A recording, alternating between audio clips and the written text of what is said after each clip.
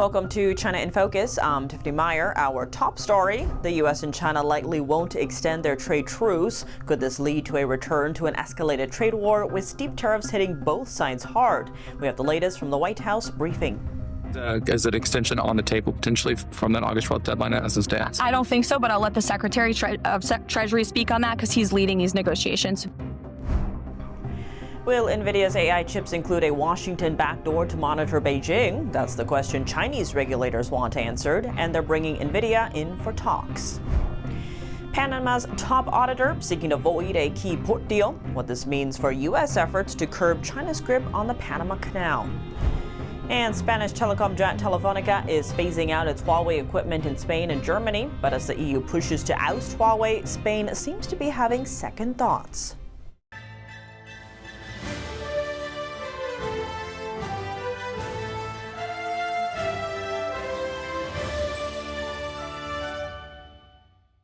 Before we dive into today's news, don't forget to subscribe to our newsletter using the link down below. In tomorrow's edition, we take a closer look at the Arctic region and why the U.S., China, and Russia are competing for influence there. It drops Friday morning straight to your inbox. Don't miss it. The latest U.S.-China trade talks are over, but the tariff fight isn't. According to the White House on Thursday, the Trump administration is unlikely to extend the trade truce with China following the trade talks. Here's White House Press Secretary Caroline Leavitt speaking during Thursday's press briefing. Watch. Is an extension on the table potentially from that August 12th deadline as it stands? I don't think so, but I'll let the Secretary of Treasury speak on that because he's leading these negotiations. The current policy, the current trade program that we have going with China right now as it stands will decrease our deficit by $5 billion this year. The third round of trade talks showed little sign of progress. While both President Trump and Secretary Bessent say the U.S. has a deal framework with China, the trade truce is running out of time. The August 12th deadline is fast approaching. Before the truce, the U.S. had raised tariffs on China to 145%, and China retaliated with tariffs reaching 125%. Bessent also recently reaffirmed Washington's tough stance on imposing secondary tariffs up to 100% on Russia's trading partners. China ranks at the top of that list. Well, it's really the United States trying to cut a trade deal with a country that has no intention of following any promises it makes. Yes, you can make the effort, but I wouldn't expect to get a deal that lasts or that has any effect. It may be enough to declare victory for a short while. But this administration will find that any deal it cuts with China is not going to pay off. And these are smart people on our side. They know what China is like. And President Trump knows how China stiffed him the first time around. He's under no illusions as well. I think the Chinese digging in their heels wouldn't give the Americans what they want, wouldn't give them enough to be able to say that they've reached an agreement, even if they know it isn't going to last. And I think it is the Chinese who are responsible for this not going anywhere.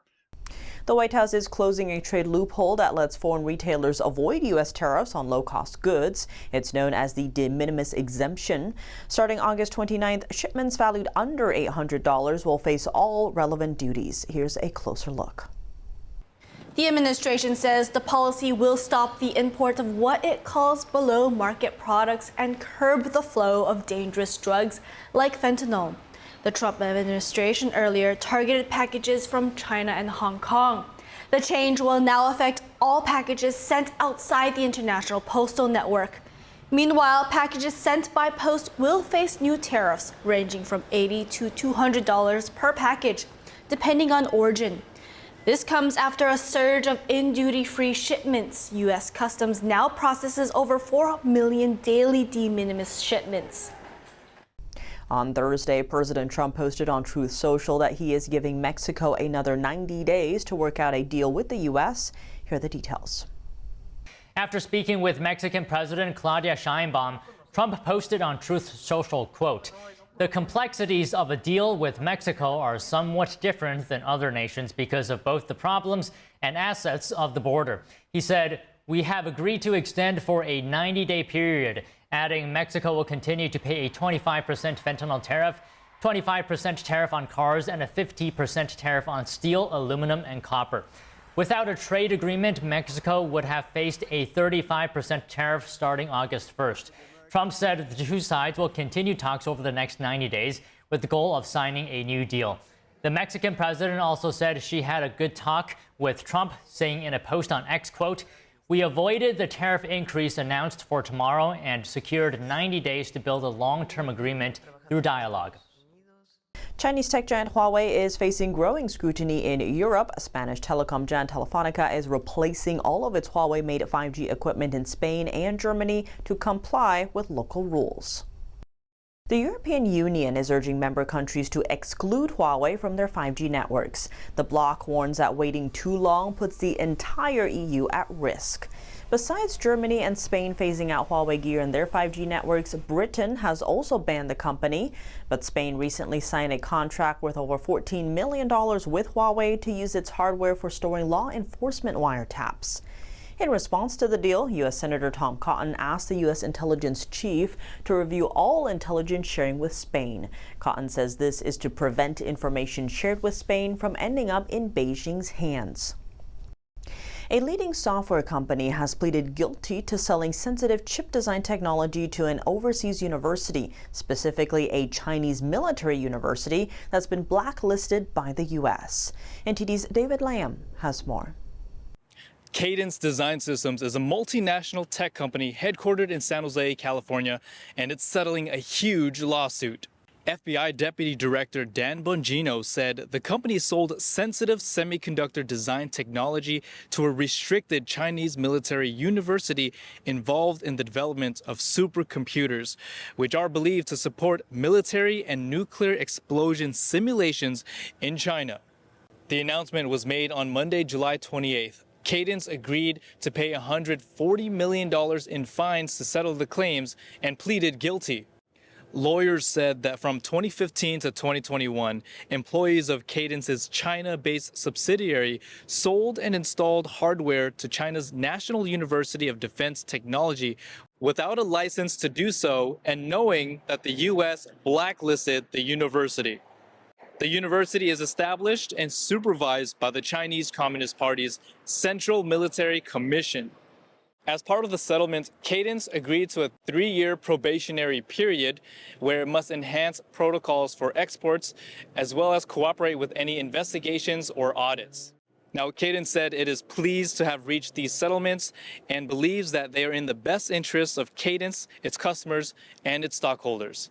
In San Jose, California, David Lamb, NTD News. Beijing ramping up pressure on U.S. tech firms. On Thursday, China's cyberspace regulators called in Nvidia representatives. They grilled the company over whether its chips might include a backdoor accessible to Washington. This comes just days after the latest U.S. China trade talks in Stockholm. What message is Beijing trying to send? Alan Zheng, a veteran analyst on China-U.S. affairs, weighs in.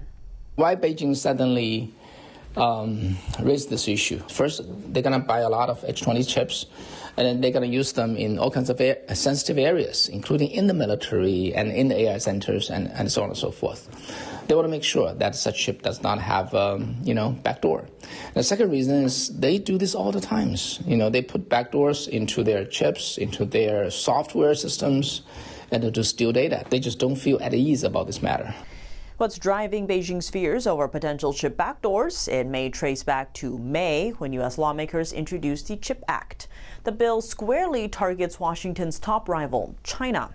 If passed, it would require U.S. chipmakers to install location verification tech in their chips and report any unauthorized use by restricted actors.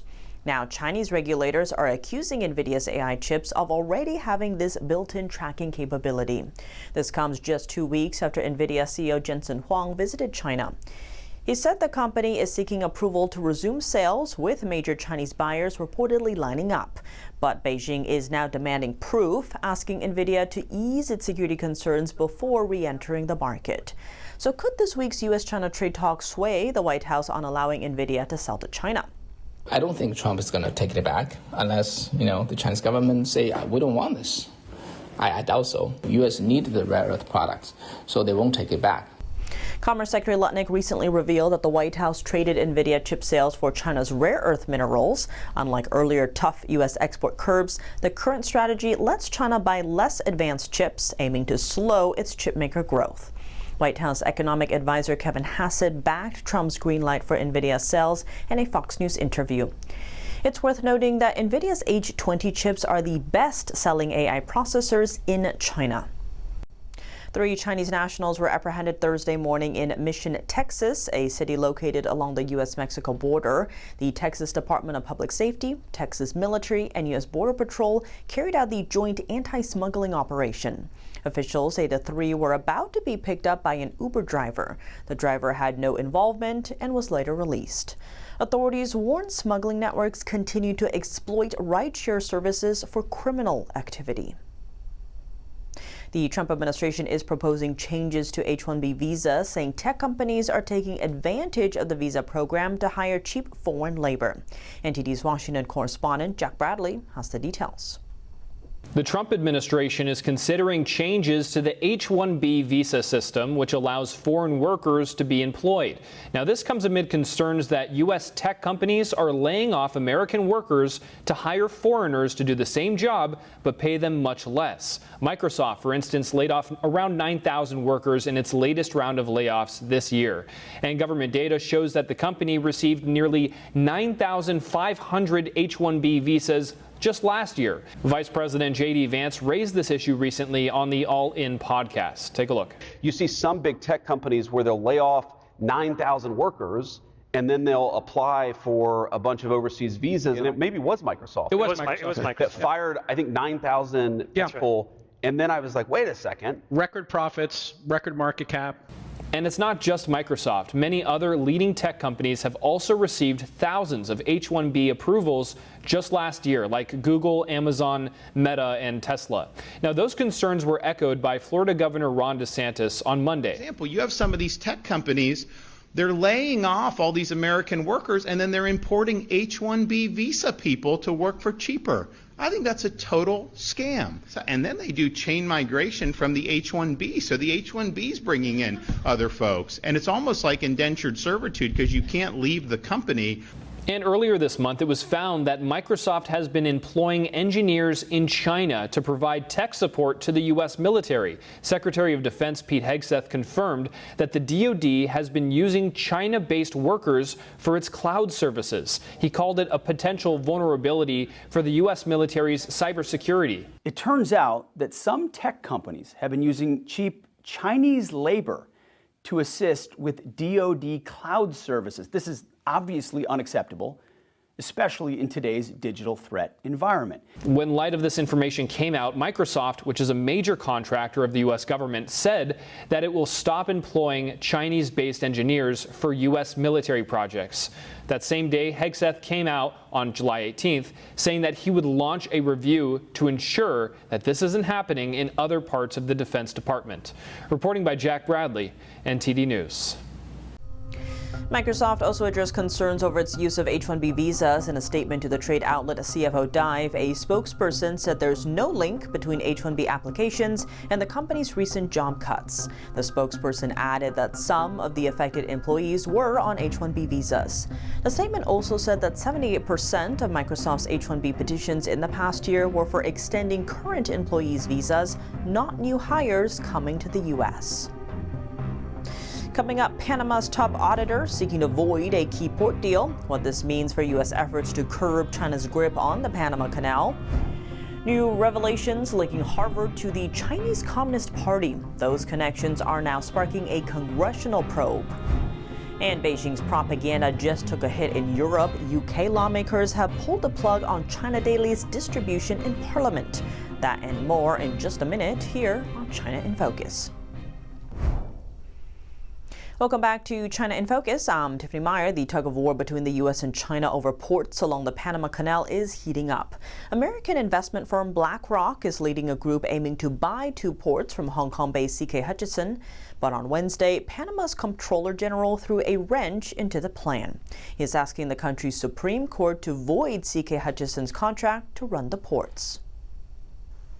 The official says an audit of CK Hutchison's contract revealed, quote, many irregularities. He adds the ports belong to Panama and their future shouldn't be decided by other countries. This move could upend an already tangled deal. BlackRock offered over $20 billion to buy ports from CK Hutchison, but Beijing objects and the deal is now on hold. To win approval, CK Hutchison wants to bring a Chinese company into the buyer group, trying to appease Beijing's objections. If Panama's Supreme Court rules the contract unconstitutional, it could change who sits at the negotiating table.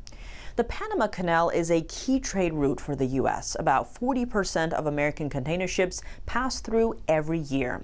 President Trump has repeatedly said the U.S. should take back control of the canal.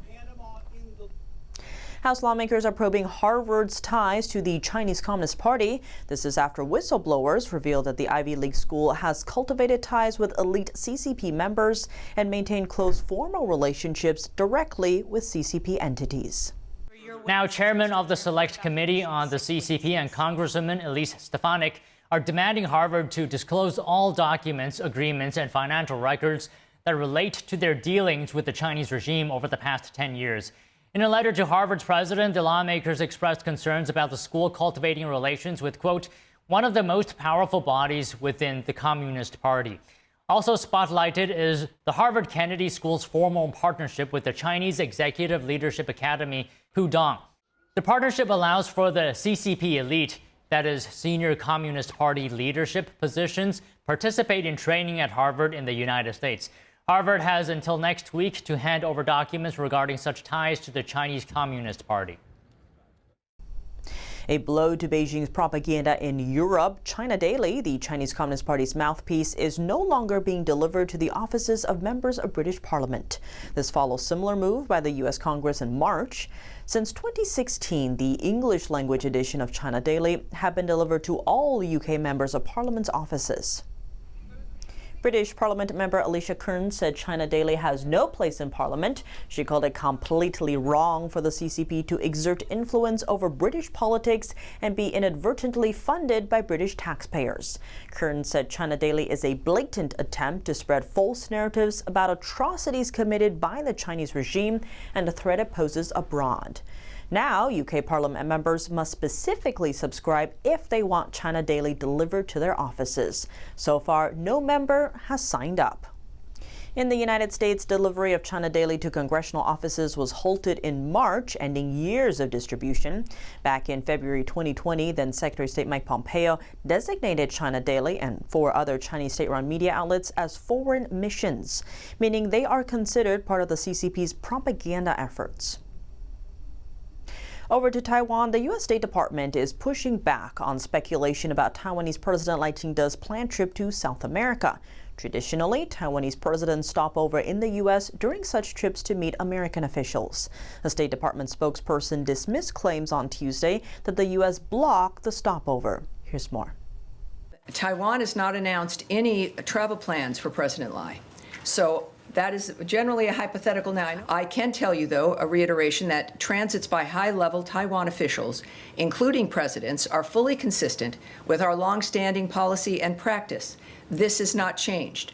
And just as a reminder for people who may have not heard us say this from the podium, if they're newbies, the United States remains committed to our longstanding One China policy, which is guided by the Taiwan Relations Act, the 3 joint communiques, and the 6 assurances. The United States is committed to preserving peace and stability across the Taiwan Strait.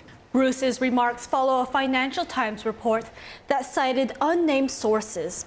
It claimed that Lai's planned visit to South America in August were either canceled or delayed. The report said the cancellation came after President Trump blocked a stopover in New York on account of protests from China. Bloomberg reported that Taiwan's presidential office called the claims pure speculation based on incorrect information. Taiwan's foreign ministry yesterday also said President Lai was not blocked from visiting the United States. It said Lai has no plans to travel overseas in the near future. Taiwan warning China's popular social media app Little Red Book, or Xiaohongshu, is being used to shape young minds on the island. A top Taiwanese official calls the app a Communist Party influence tool disguised as a lifestyle platform. With over 300 million users, Xiaohongshu is China's version of Instagram and is gaining traction among Taiwan's youth. That's all for today's China in Focus. I'm Tiffany Meyer. If you have any feedback on the show or have something you'd like to see us cover, send us an email at chinainfocus@ntd.com. We'd love to hear from you. Round-the-clock original news coverage, visit us at ntd.com or download our NTD app. Thanks for watching. See you tomorrow.